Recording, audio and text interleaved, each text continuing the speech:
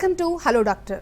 మీరు సంతానలేమి సమస్యతో బాధపడుతున్నారా? అసలు సంతానలేమికి కారణాలేంటి? అలాగే పీసీఓడి అంటే ఏంటి?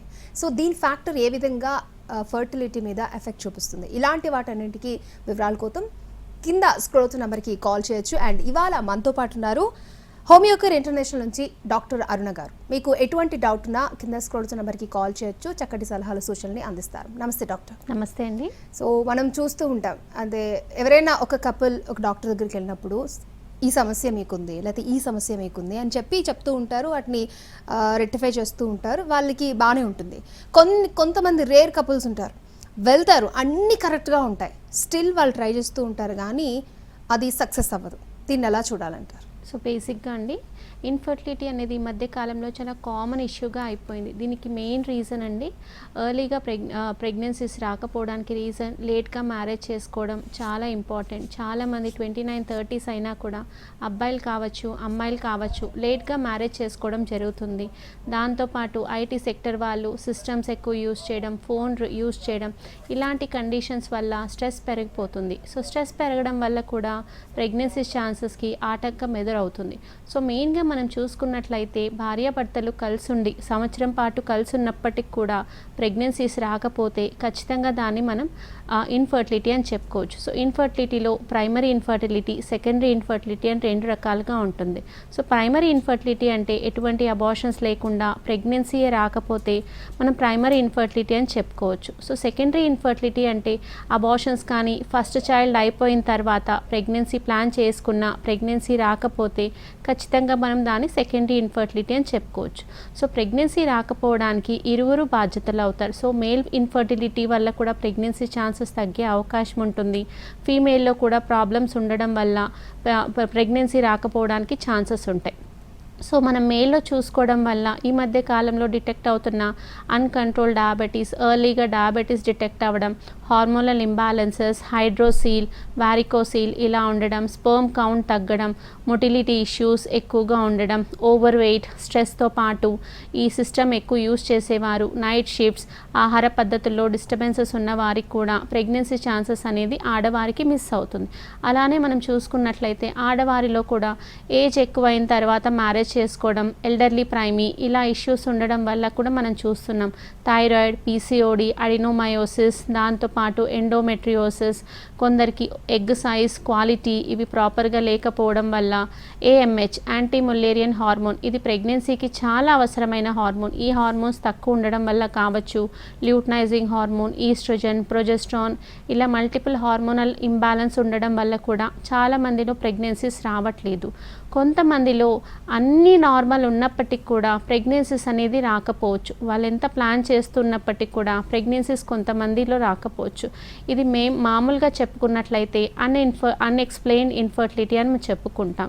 కొందరిలో రీజన్స్ లేకుండా వెయిట్ ఉండడం లేకపోయినా, అండర్ వెయిట్ ఉన్నా కూడా ప్రెగ్నెన్సీస్ రాకపోవచ్చు. ఇలాంటి వారు కొంతవరకు మల్టీవిటమిన్స్ తీసుకొని తదుపరి జాగ్రత్తలు తీసుకుంటే ఫ్యూచర్లో ఖచ్చితంగా ప్రెగ్నెన్సీ ఛాన్సెస్ ఇంప్రూవ్ అయ్యే అవకాశం ఉంటుంది. ఓకే అండి. సో ఇన్ఫెర్టిలిటీలో పీసీఓడి యొక్క పాత్ర ఏంటి? సో పీసీఓడి ప్రతి ఒక్కరూ వెళ్ళి టెస్ట్ చేయించుకోవాల్సిన సిచ్యువేషన్ వచ్చింది నౌడేస్. సో ఏం చెప్తారు?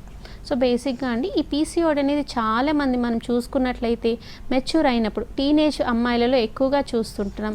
హాస్టల్లో ఉండే అమ్మాయిలు టైంకి ఫుడ్ తీసుకోకపోవడం వల్ల కావచ్చు, ఇర్రెగ్యులర్ ఫుడ్ తీసుకోవడం వల్ల, లేకపోతే తీసుకునే ఫుడ్లో ఆహార లోపాలు, మల్టీవైటమిన్ డెఫిషియన్సీస్ వల్ల 5గురిలో ఒకరికి ఖచ్చితంగా పీసీఓడి అనేది డిటెక్ట్ అవుతుంది. సో దీనికి మెయిన్ రీజన్స్ ఓవర్ వెయిట్ కావచ్చు, మేము మామూలుగా చూసుకున్నట్లయితే బర్త్లో డెఫిషియన్సీస్ వల్ల కూడా కావచ్చు. సో ఇదివరకే మదర్ ప్రెగ్నెన్సీస్, ఐసీఎస్ఎస్ కానీ ఐయుఐ ఇలాంటి ఆర్టిఫిషియల్ పద్ధతిలో ప్రెగ్నెన్సీ వచ్చిన వాళ్ళకు ఖచ్చితంగా ఫ్యూచర్లో పుట్టే అమ్మాయిలకు హార్మోనల్ ఇంబ్యాలెన్సెస్ వచ్చే అవకాశం ఉంటుంది. ఈ మధ్య మనం కాలంలో చూసుకున్నట్లయితే 10+ ఇయర్స్ నుంచి చూసుకున్నట్లయితే పీసీఓడి అనేది కామన్ ఇష్యూ అయిపోయింది. చాలామంది అమ్మాయిలలో తెలిసి సిమ్టమ్స్ ఉండి కొందరికి, సిమ్టమ్స్ తెలియక కొందరికి పీసీఓడి నుంచి బాధపడుతున్నారు. ఈ పీసీఓడి సమస్యలు అనేది చాలా మటుకు మనం చూసుకున్నట్లయితే 16 నుంచి 25 ఏజ్ వాళ్ళలో ఎక్కువగా చూస్తున్నాం. చదువుకునే అమ్మాయిల దగ్గర నుంచి జాబ్ చేసే అమ్మాయిలలో కామన్గా చూస్తున్న కంప్లైంట్ పీసీఓడి. దీనికి మెయిన్ రీజన్ హార్మోనల్ డిస్టర్బెన్సెస్లో ప్రాబ్లం రావడం వల్ల, estrogen deficiency, luteinizing, follicle hormone deficiency వల్ల ఈ పీసీఓడి అనేది డిటెక్ట్ అవుతుంది. కొందరికి సిమ్టమ్స్ అనేవి ఇమ్మీడియట్గా కనిపిస్తూ ఉంటాయి, కొందరికి సిమ్టమ్స్ లేకుండా లోపలే పీసీఓడిస్ అనేది డెవలప్ అవుతూ ఉంటాయి. సో మనకు రిలీజ్ అయ్యే ఎగ్ టైంకి రిలీజ్ అవ్వకపోవడం వల్ల, లోపల ఫాలికల్ రప్చర్ అవ్వకపోవడం వల్ల ఆ వాటర్ బబుల్స్ అనేది ఫామ్ అయ్యి కంప్లీట్గా ఫ్యూచర్లో సిస్ట్ లాగా డెవలప్ అవుతూ ఉంటాయి. ఇది బోత్ ఓవరీస్లో కావచ్చు, సింగిల్ ఓవరీలో ఫామ్ అయ్యే అవకాశం ఉంటుంది. దీనివల్ల మేజర్గా ప్రాబ్లం వచ్చేది వెయిట్ గెయిన్. చాలామంది అమ్మాయిలలో వెయిట్ గెయిన్ అనేది మనం కామన్గా చూస్తూ ఉంటాం. Hair fall issues, unwanted hair, abdominal fat పెరగడం, విజరల్ ఫ్యాట్ పెరగడం, దాంతోపాటు బద్ధకం, కాన్స్టిపేషన్ ప్రాబ్లం, ఇలాంటి కంప్లైంట్స్ చాలా మటుకు చూస్తుంటాం. ఈ కంప్లైంట్స్ రెక్టిఫై చేసుకున్నప్పుడు పీరియడ్ ఇర్రెగ్యులారిటీస్ అనేది చాలా మటుకు చూస్తూ ఉంటాం. సో మనం చూసుకున్నట్లయితే కొంతమందికి అమెనోరియా అంటే పీరియడ్స్ కంపల్సరీ మెడిసిన్ వేస్తే తప్ప రాకపోవడం, లేకపోతే 3 మంత్స్కి ఒకసారి, 2 మంత్స్కి ఒకసారి పీరియడ్ రావడం, లేదు అంటే మంత్లోనే 2 to 3 టైమ్స్ కనిపించడం, కొంతమందికి పీరియడ్ స్టార్ట్ అయ్యాక స్పాటింగ్ రావడం, ఇలాంటివి మనం చూస్తూ ఉంటాం. సో స్పాటింగ్ స్టార్ట్ అయిన 10-12 డేస్ పీరియడ్ స్టార్ట్ అవ్వడం, లేదు అంటే quality of cycle, brownish discharge, reddish discharge, కొంతమందికి బ్లాక్ కలర్ డిస్కలరేషన్ కూడా చూస్తూ ఉంటాం. చాలామందిలో మనం చూసుకున్నట్లయితే పీరియడ్స్ వచ్చినప్పుడల్లా పెయిన్ అనేది మనం చూస్తుంటాం. పీసీఓడి ఉన్న వారిలో ఈ పెయిన్ అనేది కూడా మనం ఎక్కువగా చూస్తూ ఉండొచ్చు. కొంతమందిలో పీరియడ్ సైకిల్ అనేది ప్రొలాంగ్డ్గా ఉంటుంది. అంటే 1 వీక్ 10 డేస్ అవ్వాల్సిన దగ్గర 15 డేస్ మెడిసిన్ వేస్తే తప్ప పీరియడ్ ఆగకపోవడం, ఇవి కూడా పీసీఓడి లక్షణాలని మనం చూసుకోవచ్చు. సో ఇలా పీసీఓడి అందరికీ ఒకటే సిమ్టమ్స్ ఉండకపోవచ్చు, పర్సన్ టు పర్సన్ డిఫర్ అయ్యే అవకాశం ఖచ్చితంగా మనం చూస్తున్నాం.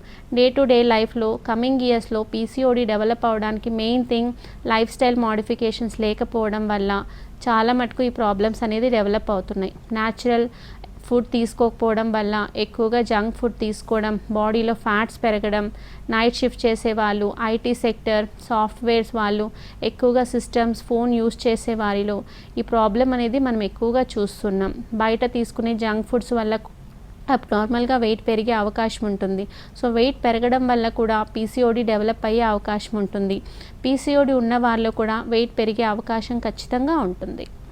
ఓకే అండి, అలాగే పీసీఓడి డిజార్డర్స్, సో డిజార్డర్స్ ఏమై ఉంటాయి, సో మనం నెగ్లెక్ట్ చేస్తే ఫర్దర్గా ఎటువంటి ప్రాబ్లమ్స్ ఫేస్ చేయొచ్చు అంటారు? ఓకే అండి, సో మామూలుగా మనం చూసుకున్నట్లయితే ఇవాళ రేపు డెవలప్ అయ్యే PCOD, PCOS, so almost 2 symptoms ఒకలాగానే ఉంటుంది. పీసీఓడి అంటే polycystic ovarian disease. So disease అనేది ఈజీగా తగ్గిపోయే అవకాశం ఉంటుంది.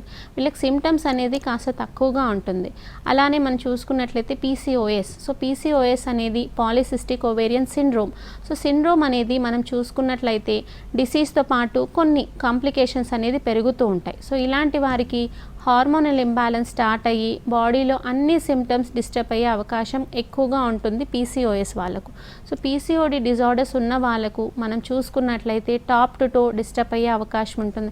హెయిర్ ఫాల్ దగ్గర నుంచి యాక్నేస్ రావడం, దాంతోపాటు వెయిట్ పుట్ ఆన్ అవ్వడం, అబ్నార్మల్ విజరల్ ఫ్యాట్ పెరగడం, బాడీ స్లగ్గిష్గా అనిపించడం, డల్నెస్ రావడం, ఇలాంటి కంప్లైంట్స్ మనం ఎక్కువగా చూస్తూ ఉంటాం. దాంతోపాటు హార్మోనల్ ఇంబ్యాలెన్స్ రెక్టిఫై అవుతూ ఉంటుంది కాబట్టి తర్వాత సైకిల్స్ డిస్టర్బ్ అయ్యే అవకాశం ఎక్కువగా ఉంటుంది. సో పీసీఓడి ఉన్న వాళ్ళు మనం చాలా మటుకు చూసుకున్నట్లయితే డిస్మెనోరియా కంప్లైంట్ అనేది కూడా ఎక్కువగా చూస్తుంటాం. సో డిస్మెనోరియా అనేది పీరియడ్ వచ్చిన ప్రతిసారి పొత్తి కడుపు నొప్పి రావడం, ఇలాంటి కంప్లైంట్స్ ఎక్కువగా ఉంటుంది. పీసీఓడి ఉన్న వారికి మనకు సైకిల్స్ అనేది రెగ్యులర్గా రావు. ఎగ్ అనేది ప్రాపర్ టైంకి రప్చర్ అవ్వకపోవడం వల్ల సైకిల్స్ అయితే లేట్గా రావడం కావచ్చు, లేదంటే ఎర్లీగా రావడం జరుగుతూ ఉంటుంది. కాబట్టి బాడీలో ఉన్న డిస్టర్బెన్సెస్ ఎక్కువగా చూస్తూ ఉంటాం. ఓకే అండి, సో అలాగే ఈ పీసీఓడి సమస్యతో వన్స్ మనకు అది అటాక్ అయితే వస్తే కనుక మనం దాన్ని పూర్తిగా క్యూర్ చేయొచ్చు అంటారా? సో చాలామందిలో పీసీఓడి ఆఫ్టర్ ప్రెగ్నెన్సీ తర్వాత కూడా చాలామంది సఫర్ అవుతూ ఉంటారు. సో ఏం చెప్తారు? సో బేసిక్గా అండి పీసీఓడి అనేది ఏజ్కి సంబంధం లేదండి. 35 ఇయర్స్లో చాలా మందిలో మనం ఇది చూస్తూ ఉంటాం. ఫస్ట్ కొంతమందికి ప్రెగ్నెన్సీ వచ్చిన తర్వాత ఒక 3 to 5 ఇయర్స్ తర్వాత సెకండ్ ప్రెగ్నెన్సీ ప్లాన్ చేసుకునే వారిలో కూడా పీసీఓడి ఉండే ఛాన్సెస్ ఉంటుంది. సో పీసీఓడి అనేది ఇవాళ రేపు చూసుకున్నట్లయితే స్ట్రెస్ మోడిఫికేషన్స్ ఎక్కువగా ఉండడం వల్ల ఈ ప్రాబ్లం రెక్టిఫై అవుతుంది. వర్కింగ్ ఉమెన్ కావచ్చు, హౌస్ వైఫ్స్ కావచ్చు, ప్రెగ్నెన్సీ ప్లాన్ చేసుకునే వారు కావచ్చు, పీసీఓడిని ఉండడం వల్ల కొంతవరకు 30 to 60% ప్రెగ్నెన్సీ ఛాన్సెస్ అనేది తగ్గిపోతున్నాయి. సో దీనికి మెయిన్ రీజన్స్ ఎగ్ రైమ్కి రప్చర్ అవ్వకపోవడం వల్ల ప్రాబ్లం అనేది ఉంటుంది. సో ఫాలికల్స్ అక్కడ రప్చర్ అవ్వవు కాబట్టి ఫాలికల్ సైజ్ పెరగకపోవడం వల్ల ఎగ్ క్వాలిటీ అనేది తగ్గుతుంది. ఎగ్ సైజ్ పెరగకపోవడం వల్ల ప్రెగ్నెన్సీ ఛాన్సెస్ చాలా తగ్గుతుంటుంది. సో మామూలుగా మనం చూసుకున్నట్లయితే ప్రెగ్నెన్సీకి ముందు పీసీఓడి ఉన్నవారు, మ్యారేజ్కి బిఫోర్ పీసీఓడి ఉన్నవారు దాన్ని రెక్టిఫై చేసుకునే అవకాశం చాలా ఫాస్ట్గా ఉంటుంది. సో ఎస్పెషలీ మనం చూసుకున్నట్లయితే 18 ఇయర్స్ నుంచి 20-25 ఇయర్స్ లోపు పీసీఓడి ఈ మధ్య కాలంలో డిటెక్ట్ అవుతుంది కాబట్టి సో మెయిన్గా మనం చూసుకున్నట్లయితే ఇలాంటి వారు బాడీ మెటబాలిజం ఇంప్రూవ్ చేసుకోవాల్సి ఉంటుంది. టైంకి ఫుడ్ తీసుకోవడం, వాకింగ్ కానీ ఎక్సర్సైజ్ చేసి వెయిట్ తగ్గడం, బాడీ మెటబాలిజం ఇంప్రూవ్ చేసుకోవడం, డైట్, స్లీప్ ఖచ్చితంగా మెయింటైన్ చేసుకున్నట్లయితే మెడికేషన్ లేకుండానే వాళ్ళకు డిజాల్వ్ అయ్యే అవకాశం ఉంటుంది. కానీ కొంతమందిలో పీసీఓడిస్ అనేది విత్ మెడిసినే రెక్టిఫై అయ్యే అవకాశం ఉంటుంది. కొందరిలో మెడిసిన్ వేస్తే తప్ప పీరియడ్స్ రావడం ఇలాంటివి జరుగుతూ ఉంటాయి. వాళ్ళు డైరెక్ట్గా తీసుకునే హార్మోన్ టాబ్లెట్స్ వల్ల వెయిట్ గెయిన్ అనేది ఇంకా ఎక్కువ అవుతుంటుంది. అలాంటప్పుడు సెల్ఫ్గా మన బాడీ హార్మోన్ ప్రొడక్షన్కి మనం మెడిసిన్ తీసుకుంటే పీసీఓడి డిజాల్వ్ అవ్వడం, కంప్లీట్గా తగ్గిపోవడం ఇలాంటివి మనం ఎక్కువగా చూసుకోవచ్చు. ఓకే అండి, ఫస్ట్ కాలర్ ఉన్నారు, మాట్లాడదాం. విజయలక్ష్మి గారు పెనుగొండ నుంచి. విజయలక్ష్మి గారు, మనతో పాటు డాక్టర్ అరుణ ఉన్నారు. మీ సమస్య ఏంటో చెప్పండి. నమస్తే మేడం. నమస్తే అమ్మా. మాది మ్యారేజ్ 9 ఇయర్స్ అవుతుందండి. ఓకే. నాకు చూపించుకుంటే కొంచెం పీసీఓడి ఉందమ్మా అన్నారండి. మీ వయసు ఎంత ఉంటుందండి? నా వయసు 29 ఉండొచ్చు. ఓకే. సో తొందరగా మ్యారేజ్ అయిందా మీకు? అయిందండి, 2021లోనే అయిందండి. ఓకే. సో పీరియడ్స్ రెగ్యులర్గా వస్తున్నాయి మీకు? రావండి కొంచెం. ఓకే. సో బేసిక్గా అండి మనకు ప్రెగ్నెన్సీ రావాలి అంటే ఖచ్చితంగా పీరియడ్ సైకిల్ అనేది 28 డేస్ నుంచి 35 డేస్ లోపు రావాల్సి ఉంటుంది. సో అలా రెక్టిఫై అయినప్పుడు ఖచ్చితంగా ఫర్టైల్ డేస్ అంటే మామూలుగా మనం చూసుకుంటాం కదా 9 to 14 డేస్ లోపు ఎగ్ అనేది రిలీజ్ అవుతుంది. సో ఈ ఫర్టైల్ డేస్లో ప్రెగ్నెన్సీ ఛాన్సెస్ ఖచ్చితంగా ఉంటుంది. సో పీసీఓడి ఉన్న వాళ్ళకు పీరియడ్స్ అనేవి ప్రాపర్గా రావు. దీనివల్ల మీకు ఎగ్ అనేది రిలీజ్ అవ్వదు. సో ఫర్టిలిటీ డేస్ అనేది మిస్ అవుతూ ఉంటుంది. సో మీరు మీ రిపోర్ట్స్ తీసుకొని హోమియోకేర్ ఇంటర్నేషనల్ విజిట్ అవ్వండి, ఖచ్చితంగా మీకు హెల్ప్ చేస్తారు. ఓకే అండి. సో ఒబెసిటీ కూడా వన్ ఆఫ్ ద రీజన్ అని చెప్పారు. సో మేల్స్లో కూడా మనం ఒబెసిటీ చూస్తూ ఉంటాం. సో మేల్ ఒబెసిటీ కూడా ఇన్ఫెర్టిలిటీకి ఒక రీజన్ అంటారా? ఖచ్చితంగా అండి. ఒబేసిటీ అనేది BMI, body mass index, height is to weight ప్రాపర్గా లేకపోతే కూడా ఫ్యూచర్లో ప్రెగ్నెన్సీయే కాదు మిగతా కంప్లైంట్స్ కూడా వచ్చే అవకాశం ఎక్కువగా ఉంటుంది. బాడీలో ఎక్సెస్ ఫ్యాట్ ఉండడం వల్ల బాడీలో ఫ్యాటీ లివర్ కావచ్చు, కొలెస్ట్రాల్ డిపాజిషన్స్ కావచ్చు, ఫ్యూచర్లో గ్లూకోజ్ ప్రొడక్షన్ తక్కువ అవ్వడం వల్ల డయాబెటీస్ వచ్చే అవకాశం ఉంటుంది. సో హార్మోనల్ ఇంబ్యాలెన్స్లో ఓవర్ వెయిట్ ఉన్న వాళ్ళకు థైరాయిడ్ కానీ డయాబెటీస్ కానీ ఇలా వచ్చే అవకాశం ఉంటుంది. సో మేల్ ఒబేసిటీ అయినా కావచ్చు, ఫీమేల్ ఒబేసిటీ అయినా కావచ్చు, వాళ్ళు వర్క్ చేయకపోవడం, ఎక్సర్సైజ్ లేకపోవడం వల్ల బాడీ లెథర్జిక్గా అవుతుంది కాబట్టి హార్మోన్స్ అనేవి ఇంబ్యాలెన్స్ అయ్యే అవకాశం ఉంటుంది. దీనివల్ల మేల్స్లో అయితే స్పర్మ్ కౌంట్ తక్కువ అవ్వడం, సెక్షువల్ డిస్టర్బెన్సెస్ రావడం, వారికోసీల్ కానీ హైడ్రోసీల్ కానీ, ఫ్యాటీ లివర్, డయాబెటీస్ ఇలాంటి ఫ్యూచర్లో వచ్చే ఛాన్సెస్ ఎక్కువగా ఉంటుంది. కాబట్టి ఫీమేల్కి ప్రెగ్నెన్సీ వచ్చే అవకాశం తగ్గుతూ వస్తుంది. అలానే మనం చూసుకున్నట్లయితే ఫీమేల్లో కూడా obesity one of the main reason. Especially 25 నుంచి 30 ఇయర్స్ వాళ్ళు వెయిట్ ఎక్కువ ఉండడం వల్ల ఇది ఈస్ట్రోజన్, ప్రొజెస్ట్రాన్, AMH హార్మోన్ మీద డిస్టర్బ్ అయ్యే అవకాశం ఎక్కువగా ఉంటుంది. కాన్స్టెంట్గా సిట్టింగ్స్ జాబ్ చేసేవాళ్ళు, work from home, night shift చేసేవాళ్ళు, ఫిజికల్ ఎక్సర్షన్ లేకపోవడం వల్ల వాళ్ళ మొటిలిటీ డిస్టర్బెన్సెస్ ఎక్కువగా ఉంటుంది. సో ఫిజికల్ ఎక్సర్షన్ లేకపోవడం వల్ల అబ్నార్మల్ విజరల్ ఫ్యాట్ పెరుగుతూ వస్తుంది కాబట్టి బాడీలో మెట్ఫార్మిన్ డిపాజిషన్స్ పెరుగుతూ వస్తాయి, ఈస్ట్రోజన్ డిఫిషియన్సీ స్టార్ట్ అవుతూ ఉంటాయి. దీనివల్ల ఫ్యూచర్లో PCOD కావచ్చు, డయాబెటీస్ కావచ్చు, వేరే కాంప్లికేషన్స్ వచ్చే అవకాశం ఉంటుంది. సో మనం చాలా మటుకు చూసుకున్నట్లయితే ఒబేసిటీ కూడా one of the major reasons fertility తగ్గడానికి. ఓకే అండి. సో అలాగే మీ దగ్గర పీసీఓడికి సంబంధించి నివారణ చికిత్సా విధానాలు ఏ విధంగా ఉన్నాయి? సో పీసీఓడి అనేది మనం చూసుకున్నట్లయితే ఏజ్ పరంగా మనం చూస్తుంటామండి. సో ఎర్లీ ఫేజెస్లో పీసీఓడి డిటెక్ట్ అయినట్టయితే ఖచ్చితంగా రెగ్యులర్ ఎక్సర్సైజెస్, టైంకి ప్రాపర్ మెడికేషన్స్ తీసుకుంటూ వాటిని తగ్గించడంతో పాటు హార్మోన్స్ని బ్యాలెన్స్ చేస్తూ రావచ్చు. సో మనం తీసుకునే మెడిసిన్స్ హార్మోన్స్ని రీప్లేస్ చేయకుండా హార్మోన్ ప్రొడక్షన్కి మనం మెడిసిన్స్ తీసుకోగలిగితే ఖచ్చితంగా సిస్ట్లు డిజాల్వ్ అవ్వడం, దాంతోపాటు దానివల్ల వస్తున్న problems like weight gain or weight loss, constipation issues, hair fall, unwanted hair, ఇలాంటి వాటితో పాటు ఆడవారిలో అయితే హార్మోనల్ ఇంబ్యాలెన్స్, ఇవి మనం రెక్టిఫై చేయొచ్చు. సో హోమియోపతి ఎటువంటి సైడ్ ఎఫెక్ట్ లేకుండా జెనెటిక్ కాన్స్టిట్యూషనల్ రెమెడీస్ ఇవ్వడం జరుగుతుంది. దానివల్ల సో ఎర్లీ ఫేజెస్లో డిటెక్ట్ అవుతున్న పీసీఓడీస్ని మనం మెడిసిన్ త్రూ పీరియడ్స్ని రెక్టిఫై చేస్తూ స్టెబిలైజ్ చేసుకోవచ్చు. చాలామంది పీసీఓడి అనేది ఇవాళ రేపు నెగ్లెక్ట్ చేస్తున్నారు. ఎస్పెషలీ టీనేజ్ 16 నుంచి మ్యారేజ్ కాని వాళ్ళు 22-23 ఇయర్స్ వాళ్ళు రెక్టిఫై చేస్తుంటారు. చాలామంది డాక్టర్స్ అంటూ ఉంటారు, సో మ్యారేజ్ అయితే పీసీఓడి ఆటోమేటిక్గా రెక్టిఫై అవుతూ ఉంటాయి. మనం ఎటువంటి సొల్యూషన్ తీసుకోకుండా సెల్ఫ్గా అవి తగ్గిపోతాయి అనేది నిజం కాదు. సో ఎటువంటి చర్యలు తీసుకోకుండా హోమియో మెడిసిన్ కాకపోవచ్చు, అలోపతి కాకపోవచ్చు, సొంతంగా తగ్గాలి అంటే దానికి ఫస్ట్ మనం తీసుకోవాల్సింది diet, stability, strength and sleep improve చేసుకున్నట్లయితే కొంతవరకు రెక్టిఫై అయ్యే అవకాశం ఉంటుంది. కొంతమందికి పీసీఓడి అనేది గ్రేడ్ 2 నుంచి గ్రేడ్ 3 స్టేజెస్లో ఉంటాయి. సో మల్టిపుల్ ఫాలికల్స్ రప్చర్ అవ్వక పీసీఓడి వల్ల వేరే ప్రాబ్లమ్స్ కూడా ఉంటుంది. ఇలాంటి వారు మ్యారేజ్ బిఫోర్ అయినా మ్యారేజ్ తర్వాత అయినా ఖచ్చితంగా మెడికేషన్స్ అనేది యూజ్ చేయాల్సి ఉంటుంది. సో మనం చూసుకున్నట్లయితే ఫర్టిలిటీ ఛాన్సెస్ పెరగాలి అంటే థైరాయిడ్, పీసీఓడి, దాంతోపాటు ఎండోమెట్రియోసిస్, అడినోమయోసిస్ ఇలాంటి సమస్యలు లేకుండా ఉండాలి. ఇవి లేనప్పటికీ కూడా కొంతమందికి ప్రెగ్నెన్సీ ఛాన్సెస్ తగ్గుతూ ఉంటాయి. సో వాటిలో భాగంగా హార్మోనల్ బ్యాలెన్స్ ఉండాలి. ఇవి కరెక్ట్గా ఉన్నట్లయితే ప్రాబ్లం అనేది రెక్టిఫై అయ్యే అవకాశం ఉంటుంది. ఓకే అండి. నెక్స్ట్ కాలర్ ఉషా గారు మేడ్చల్ నుంచి. ఉషా గారు మీ సమస్య ఏంటో చెప్పండి. మనతో పాటు డాక్టర్ అరుణ ఉన్నారు, మాట్లాడండి.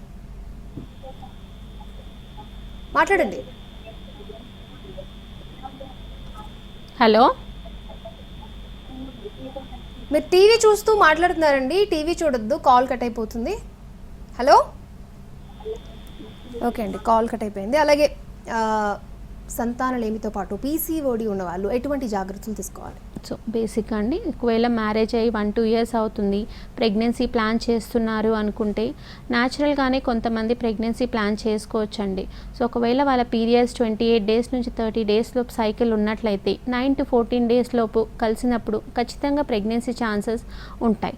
సో కొంతమందిలో పీరియడ్స్ ఇర్రెగ్యులర్గా ఉంటాయి. సో ఇలాంటి వారు ముందస్తుగా బ్లడ్ టెస్టులు చేయించుకోవడం చాలా అవసరం. సో బ్లడ్ టెస్ట్లలో complete blood picture, AMH hormonal assay, దాంతోపాటు అబ్డామిన్ స్కాన్, ఇవి నార్మల్ ఉన్నట్లయితే వాళ్ళు న్యాచురల్గానే ప్రెగ్నెన్సీ ప్లాన్ చేసుకోవచ్చు.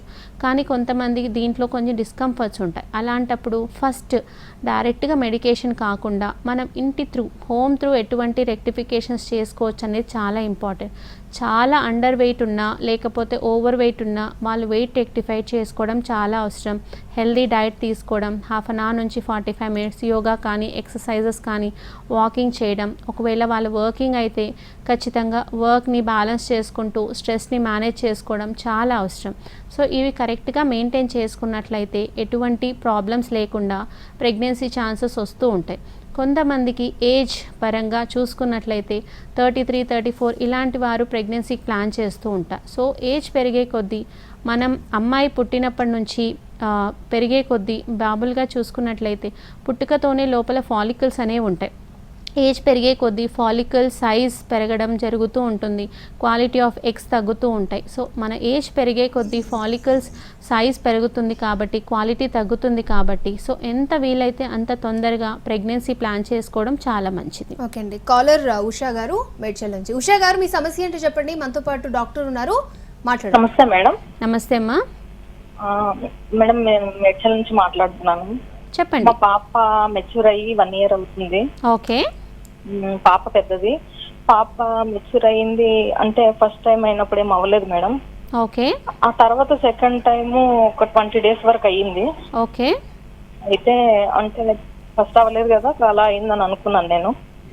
ఆ తర్వాత బ్లీడింగ్ అనేది ఎక్కువ అవుతుంటే లేడీ డాక్టర్ తీసుకెళ్ళాను మేడం గైనకాలజిస్ట్ దగ్గరికి. ఓకే. నేను తీసుకొని వెళ్తేనేమో ఇట్లా ఇవ్వద్దు అనేసి టెస్టులు రాశారు మేడం. ఓకే. టెస్టులు రాశారు, స్కాన్ తీశారు. పాప చాలా వీక్ అయిపోయింది మేడం, 4 పడిపోయింది బ్లడ్. ఓకే. అయితే అది ఏంటి థైరాయిడ్ ఉందని అన్నారు. ఓకే. తర్వాత లేదని వాళ్ళే కన్ఫర్మ్ చేశారు. ఆ పొర అనేది ఎక్కువ ఉందమ్మా, అది కరిగేదాకా అలా అవుతుంది, టెన్షన్ ఏం లేదు, బ్లడ్ ఎక్కించాలంటే బ్లడ్ ఎక్కించాం మేడం. పాప ఏజ్ ఎంత ఉంటుందండి? పాప 13 years మేడం. అలా అయినప్పుడు ఇప్పుడు 14 వచ్చాయి. హార్మోన్ ఇన్బ్యాలెన్స్ టాబ్లెట్స్ వేసుకున్నాం మేడం, హార్మోన్ ఇన్బ్యాలెన్స్ అని అన్నారు. ఓకే. అవి టాబ్లెట్ వేస్తేనేమో హెవీ బ్లీడింగ్ అవుతుంది మేడం. కంటిన్యూస్ అంటే ఒక 2 months అట్లా 3 months గ్యాప్ ఇచ్చి అవుతుంది మేడం. ఓకే. సో అయిన తర్వాత మందులు వాడితేనే తగ్గుతుంది మేడం, లేకపోతే లేదు. ఓకే. సో పాపకు పీరియడ్స్ అనేది రెగ్యులర్గా వస్తున్నాయి, కానీ హార్మోనల్ డిస్కంఫర్ట్స్ అంటే ఈస్ట్రోజన్ హార్మోన్ ఎక్కువ ఉండడం వల్ల పీరియడ్స్ అనేది ఎక్కువగా అవుతుందమ్మా. ఇలా ఎక్కువగా అయినప్పుడు మామూలుగా మనం చూసుకున్నట్లయితే ఓవర్ఫ్లో ఉన్న వాళ్ళకు ఐరన్ అనేది తగ్గిపోతూ ఉంటుంది. చాలా తొందర ఏజ్కే మెచ్యూర్ అయింది కాబట్టి మీరు వరీ అవ్వాల్సిన అవసరం లేదు. హార్మోన్ టాబ్లెట్స్ డైరెక్ట్గా ఇవ్వడం వల్ల వెయిట్ పుట్ ఆన్ అవ్వడం, వేరే సైడ్ ఎఫెక్ట్స్ అనేవి ఎక్కువగా వస్తుంది. సో దీనివల్ల ప్రాబ్లం తగ్గకపోగా కొత్త సమస్యలు స్టార్ట్ అవుతూ ఉంటాయి. సో ఫస్ట్ మీరు పాపకు వీలైనంత వరకు ఫుడ్లో ఇంప్రూవ్మెంట్ ఇవ్వండి, దాంతోపాటు స్ట్రెస్ మేనేజ్ చేయండి. కొంచెం వరకు వితౌట్ మెడికేషనే సెట్ అవుతుంది. అప్పటికి కూడా ఓవర్ఫ్లో అవుతున్నట్లయితే దగ్గరలో మీరు హోమియోపతి మెడిసిన్స్ చూపించండి. ఖచ్చితంగా సైడ్ ఎఫెక్ట్ లేకుండా తను కంపల్సరీ ఇంప్రూవ్ అవుతుంది. ఓకే అండి. సో ఈ కేసుని ఎలా ట్రీట్ చేస్తారు మీరైతే? సో చాలా చిన్న ఏజ్, 13 years. సో బేసిక్గా అండి చాలామందికి ఓవర్ఫ్లో అనేది మనం ఎక్కువగా చూస్తూ ఉంటాం. సో బేసిక్గా బ్లడ్ అనేది తగ్గిపోతూ ఉంటుంది. సో ఈ పీసీఓడి లేకపోయినప్పటికీ కూడా estrogen hormone, follicle stimulating hormone disturbances వల్ల కొందరిలో మనం చూస్తుంటాం 1 monthకే రావడం, 15 days అయినా 20 days అయినా బ్లీడింగ్ ఆగకపోవడం వల్ల నీరసపడిపోతూ ఉంటారు. దాంతోపాటు వీక్నెస్, లెథర్జిక్ ఫీలింగ్, ఈ డల్నెస్ అనేది ఎక్కువగా చూస్తుంటాం. సో బేసిక్గా దీనికి రీజన్స్ మాత్రం హార్మోనల్ ఇంబ్యాలెన్స్ అనేది చెప్పుకోవచ్చు, ఎర్లీగా మెచ్యూర్ అవ్వడం అనేది చెప్పుకోవచ్చు. సో మనం ఫస్ట్ డైట్ అనేది ఇంప్రూవ్ చేయాల్సి ఉంటుందండి. డైట్లో మేజర్ ఇంప్రూవ్మెంట్స్ వల్ల బ్లడ్ పెరిగే ఛాన్సెస్ ఉంటుంది. అప్పటికి కూడా పెరగకపోతే ఐరన్ సప్లిమెంట్స్ తీసుకోవచ్చు. దాంతోపాటు హోమియో మెడిసిన్స్ తీసుకోవడం వల్ల ఫ్లో తగ్గడం అండ్ ఐరన్ కూడా పెరగవచ్చు. ఓకే అండి. నెక్స్ట్ కాలర్ దుర్గా గారు హైదరాబాద్ నుంచి. దుర్గా గారు మీ సమస్య ఏంటో చెప్పండి. మనతో పాటు డాక్టర్ అరుణ ఉన్నారు, మాట్లాడండి. హలో దుర్గా గారు, మాట్లాడండి.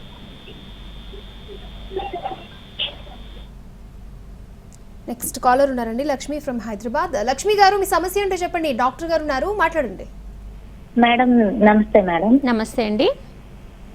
మేడం నాకు పీసీఓడి ప్రాబ్లం ఉందని ఆల్రెడీ చెప్పారు మేడం నాకు ఒకసారి. Madam okay. అయితే మొన్న ట్రీట్మెంట్ తీసుకున్నాను మేడం. ఓకే. ట్రీట్మెంట్ తీసుకున్న తర్వాత కూడా ఫస్ట్ బేబీకి కూడా పీసీఓడి లైట్ గా ఉందని చెప్పారు మేడం. ఓకే. అయితే మేడం మెడిసిన్ ఇచ్చారు, కన్సీవ్ అయ్యాను మేడం. ఓకే. పాప కూడా పుట్టింది. మళ్ళీ ఒక 3 years గ్యాప్ ఇచ్చాం మేడం, అంటే ఏజ్ గ్యాప్ ఉంటే బాగుంటది కదా అని. అవును.